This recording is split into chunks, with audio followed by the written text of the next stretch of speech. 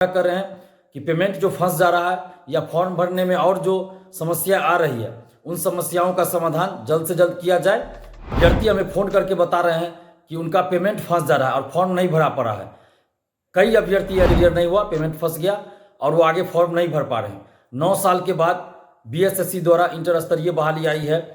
लाखों अभ्यर्थी इस वैकेंसी का इंतजार कर।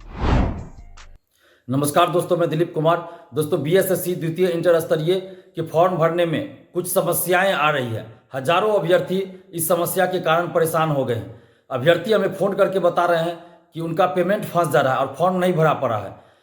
कई अभ्यर्थी ऐसे हैं जो 2 बार 3 बार, कुछ अभ्यर्थी तो 4 बार पेमेंट कर दिए, लेकिन उनका पेमेंट क्लियर नहीं हुआ, पेमेंट फंस गया और वो आगे फॉर्म नहीं भर पा रहे हैं। 9 साल के बाद बीएसएससी द्वारा इंटर स्तरीय बहाली आई है। लाखों अभ्यर्थी इस वैकेंसी का इंतजार कर रहे थे और अभी फॉर्म भरने में जो समस्या आ रही है, तो इस समस्या की वजह से फॉर्म भरने से वंचित हो जा रहे हैं। तो हम बीएसएससी से आग्रह करते हैं कि जल्द से जल्द इस समस्या का समाधान किया जाए, ताकि लाखों अभ्यर्थी जो 9 साल से इस वैकेंसी का इंतजार कर रहे थे वो फॉर्म भरने से वंचित ना रहें।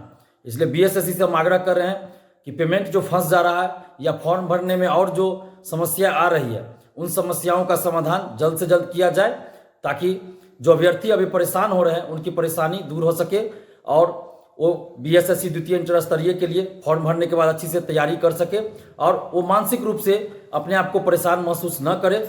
इसलिए जल्द से जल्द समाधान किया जाए। और साथ ही बीएसएससी से हम ये भी आग्रह कर रहे हैं कि इस बीएसएससी द्वितीय इंटर स्तरीय बहाली में पूरी तरह पारदर्शिता लाई जाए, क्योंकि अभी तक बीएसएससी द्वारा जो परीक्षाएं हो रही है उसमें न तो ओएमआर सीट की कार्बन कॉपी दी जाती है परीक्षा बाद, न ही परीक्षा के बाद क्वेश्चन बुकलेट दिया जाता है, न आंसर की जारी होता है, न कटअप और न ही मार्क्स बताया जाता है। इसलिए हम बीएसएससी से आग्रह कर रहे हैं कि आप पूरी पारदर्शिता के साथ द्वितीय इंटर स्तरीय बहाली को पूरा कीजिए और एक तय समय सीमा के अंदर इस बहाली को पूरा कीजिए। 10 से 12 महीने यानी 1 साल के अंदर इस बहाली को पूरा कर दीजिए। अगर हो सके, संभव हो तो 8-9 महीना में पूरा कर दीजिए, लेकिन 1 साल से अधिक नहीं जाना चाहिए ये बहाली, क्योंकि इसमें पीटी के बाद फिर मुख्य परीक्षा होनी है, टाइपिंग होनी है, तो इसलिए थोड़ा समय इसमें लगेगा। हम भी समझ सकते हैं इस बात को, अभ्यर्थी भी समझ रहे हैं। तो इसलिए हम ये कह रहे हैं कि 1 साल के अंदर ये बहाली पूरी हो जानी चाहिए। इस बात का भी बीएसएससी को ध्यान रखना चाहिए, क्योंकि इससे पहले जो बहाली आई थी वो 8 साल के बाद वो बहाली पूरी हुई।